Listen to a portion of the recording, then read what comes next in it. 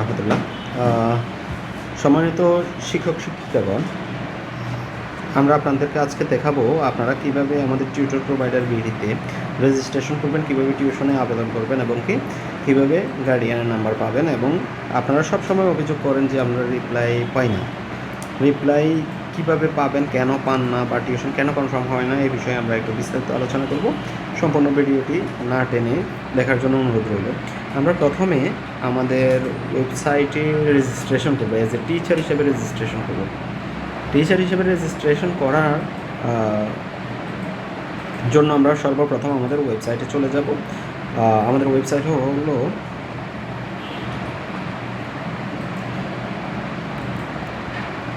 tutorproviderbd.com। tutorproviderbd.com-এ চলে গেলাম।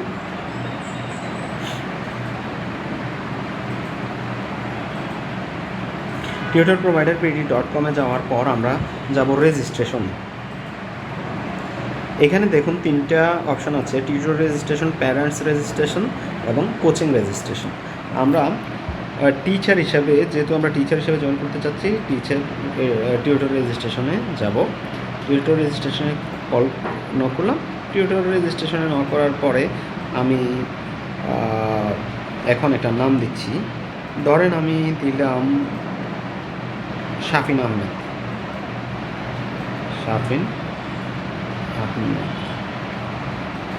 Phone number দিলাম ধরেন 01325, এই নাম্বারটাই দিলাম 01325, বা যে নাম্বারটা আমাদের কাস্টমার সার্ভিসের নাম্বার, এই নাম্বারটা দিলাম।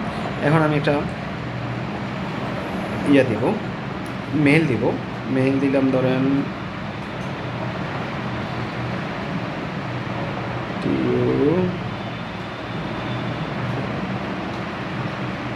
এরকম। তারপরে পাসওয়ার্ড দিলাম। পাসওয়ার্ডটা আপনি আপনার মতো করে দিবেন। তবে 8 সংখ্যার দিবেন। কনফার্ম পাসওয়ার্ড দিবেন।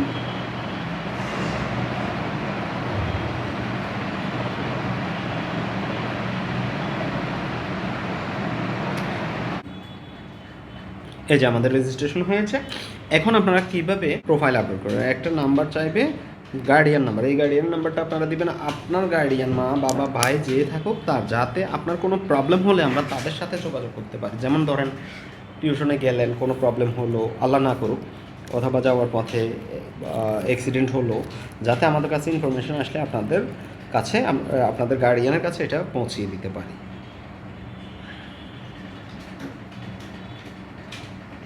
ধরেন ঠিকানা দিলাম, যে একটা ঠিকানা দিয়ে দিলাম। তারপরে এখানে ইম্পর্টেন্ট ইউনিভার্সিটি। অনেকেই প্রশ্ন করেন যে আমরা কি ইউনিভার্সিটি ছাড়া আবেদন করতে পারবো না। যারা ইউনিভার্সিটিতে এখনও ভর্তি হন নাই এবং অথবা অ্যাডমিশন ক্যান্ডিডেট, তারা এখানে কি যাবেন, যাইয়া লিখবেন যে নট অ্যাপ্লাইকেবল। যদি ইউনিভার্সিটিতে ভর্তি না হন, এই যে নট অ্যাপ্লাইকেবল অপশন আসছে, এখানে দেবেন। আর যারা অ্যাডমিশন ক্যান্ডিডেট, এখানে আপনারা অ্যাডমিশন ক্যান্ডিডেট,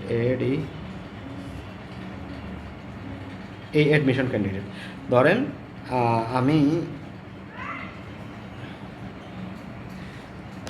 দিচ্ছি ঢাকা ইউনিভার্সিটি। তারপরে এইখানে দিবেন এসএসসি, সিলেক্ট করবেন এসএসসি।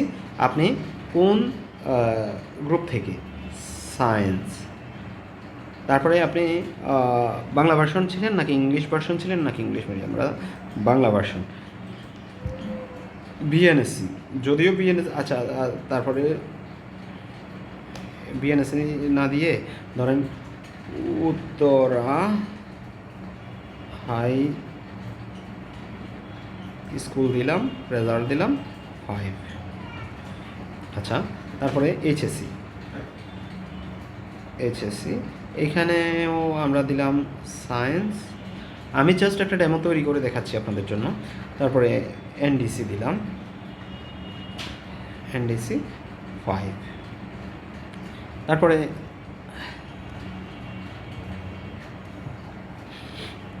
অনার্স না, আমি দিলাম BSc engineering. BSc engineering, subject হলো ট্রিপল এ দিলাম, তারপরে এটা হলো ইংলিশ ভার্সন দিলাম, ঢাকা ইউনিভার্সিটি। ঢাকা ইউনিভার্সিটি ধরেন আমার অনার্স শেষ, দিলাম 3.00। তারপরে হলো মাস্টার্স। মাস্টার্স মানে আমি এমএসসি ইঞ্জিনিয়ারিং দেব, এমএসসি ট্রিপল এ। আপনি যে সাবজেক্টে পড়ালেখা করছেন সেই সাবজেক্টেই দেবেন। বাংলা ভার্সন নাই, এটা ইংলিশ ভার্সন, ঢাকা ইউনিভার্সিটি। এখানে ধরেন আমার রানিং, অথবা আপনি ফার্স্ট সেমিস্টার থেকে সেকেন্ড সেমিস্টার দিতে পারেন, দিলেন। আপনার অভিজ্ঞতা কত বছর পড়িয়ে অভিজ্ঞতা আছে, ধরেন আমি 5 বছর অভিজ্ঞতা আছে, দিলাম। এক্সপেক্টেড স্যালারি দিব আমি, ধরেন আমি পড়াবো 8 থেকে 12,000 টাকার মধ্যে স্টুডেন্ট পড়াবো, তাহলে আমি রেঞ্জটা দিয়ে দিলাম আমি কত টাকার মধ্যে পড়াবো। এখন প্রিপারেবল ক্লাস, এটা হলো যে আমি কোন কোন ক্লাসের স্টুডেন্টকে পড়াবো। ধরেন আমি 1 to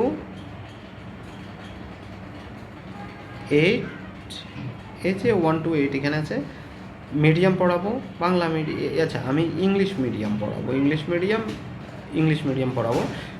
এটা স্যালারি দিয়ে দিলাম, আমার রেঞ্জ হতে হবে মিনিমাম 8,000 টাকা হলে আমি, আচ্ছা 8,000 না, আমি এখানে রেঞ্জ, যেহেতু আমি ছোটো বাচ্চার 8,000 টাকা স্যালারি খুবই কম পাওয়া যায়, ধরেন আমি এখানে দিলাম 5 থেকে 12,000 টাকা।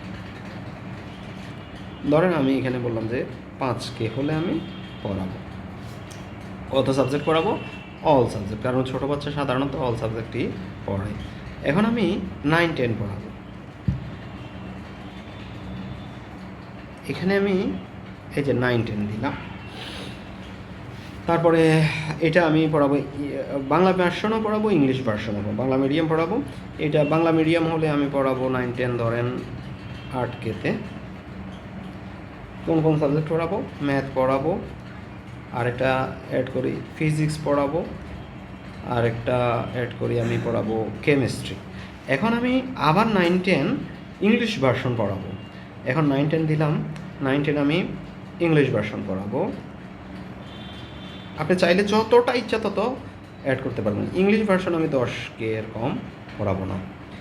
এখন আমি আবার ম্যাথ, তারপরে আবার ফিজিক্স, তারপরে আবার এই যে দেখুন আমি ইচ্ছা করে ভুল করে অ্যাকাউন্টিংটা করে দিয়েছি। এই যে এখন যদি আপনাদের কোনো কারণে ভুলে আপনারা যে সাবজেক্ট পড়াবেন না, এরকম একটা সাবজেক্ট যদি আপনার অ্যাড হয়ে যায়, তাহলে এখানে ক্রসিংয়ে ক্লিক করে কেটে দেবেন। তারপরে আমি পড়াবো হলো ম্যাথ, ফিজিক্স, কেমিস্ট্রি পড়াবো। এরপরে আপনি চাইলে আরও অ্যাড করতে পারবেন, আমি আর অ্যাড করলাম না, অ্যাড বাটনে গিয়ে আরও অ্যাড করতে পারবেন। এখন আমি প্রিফারেবল মিডিয়াম, আমি ইংলিশ ভার্সনকে বেশি প্রিফার করছি, ওই জন্য ইংলিশ ভার্সন দিলাম। ধরেন অ্যাড কোয়ালিফিকেশান, এডিশনাল কোয়ালিফিকেশন, ধরেন আপনি যদি কোনো স্কুল, কলেজ বা কোচিং সেন্টারের টিচার হিসেবে কাজ করেন, তাহলে আপনি এখানে ইয়েস দিবেন। ইয়েস দিলে আপনার আসবে, ধরেন আমি ইনস্টিটিউটের নাম দিলাম উদ্ভাস, আমি জাস্ট উদাহরণ হিসেবে বলছি। রিলেটিভ সাবজেক্ট হলো ম্যাথ করাতাম, আবার ফিজিক্স, 2টা দিলাম, আপনি চাইলে 10টাও দিতে পারবেন। কতদিন পড়িয়েছি? আমি 4 বছর পড়িয়েছি ধরুন, এই যে।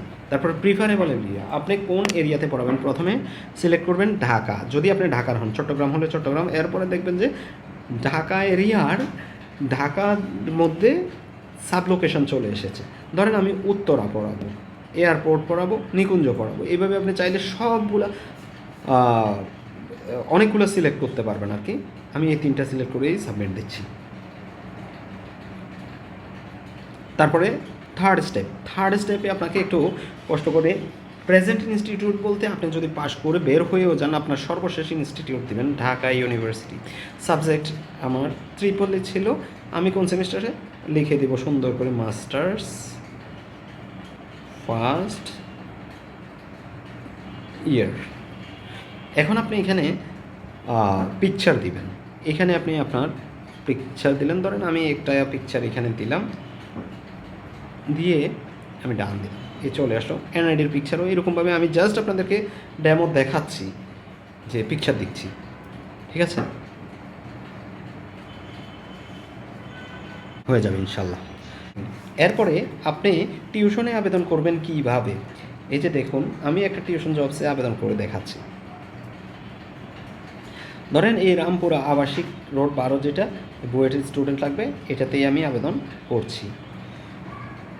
এই যে এইখানে ভিউ ডিটেলসে যাওয়ার পরে অ্যাপ্লাই বাটনে ক্লিক করবেন।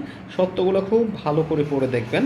যদি আপনি পড়তে প্রবলেমও হয়, পরবর্তীতে এটা একটা চুক্তিপত্র হয়ে যায়, চুক্তিপত্র আকারে আপনি ডাউনলোড করে নিতে পারবেন, তখন পড়ে নিতে পারবেন। তখন ইয়েস দিলে আপনার আবেদন হবে, যদি নো দেন তাহলে আবেদন হবে না। আমি ইয়েস দিয়ে দিলাম। এখন আমি যাব ড্যাশবোর্ডে। এই যে সাকসেস এসেছে, আমি এখন যাব ড্যাশবোর্ডে। ড্যাশবোর্ডে যাওয়ার পর দেখেন এখানে অ্যাপ্লাই টিউশন আছে। অ্যাপ্লাই টিউশনে যাওয়ার পর আপনি এইখানে ভিউ ডিটেলসে যাবেন। ভিউ ডিটেলসে যাওয়ার পর এই যে এই ইনফরমেশান মেসেজ যেটা দেখতে পাচ্ছেন, সেইখানে আমরা গার্ডিয়ানের নাম্বারটা আপনাকে দিয়ে দিব যদি আপনি অ্যাপ্রুভ হয়। এবং কি যখন অ্যাপ্রুভ করব তখন এই যে আপনার ড্যাশবোর্ডে টিউশনটা ইয়াতে চলে আসবে, এই সিলেক্ট ওয়ানে চলে আসবে। আমি এইখান থেকে তখন এইখানে ক্লিক করলেও পাবেন। এখন আমি দেখাবো আপনি চুক্তিপত্রটা কোথায় পাবেন। এই যে সি এগ্রিমেন্ট, এখানে গেলে আপনার সাথে আমার যে লিখিত চুক্তিপত্র হয়েছে সেটা আপনি দেখতে পাবেন। এভাবেই আপনারা আবেদন করে দেবেন। আর যদি আপনারা ফিডব্যাক বা রিপ্লাই না পান, তাহলে এই যে এইখানে সংশ্লিষ্ট কাস্টমার কেয়ার এক্সিকিউটিভের নাম্বারটা আছে, ওই নাম্বারটাতে যোগাযোগ করবেন। তাহলে উনি আপনার সাথে আপনাকে ফিডব্যাক দিবে। এরপর আপনি যে বিষয়টা দেখা যায় যে অনেকে রিপ্লাই পায় না, তখন সরাসরি এই নাম্বারে যোগাযোগ করবেন। অনেক সময় হোয়াটসঅ্যাপ করলেও রিপ্লাই যদি না আসে, তাহলে সরাসরি আপনি কল করবেন। ধন্যবাদ, আজকে এই পর্যন্তই। আশা করছি আপনারা টিউশন পাবেন এবং কি আপনাদের জন্য শুভকামনা রইল। ধন্যবাদ। আসসালামু আলাইকুম রহমতুল্লাহ।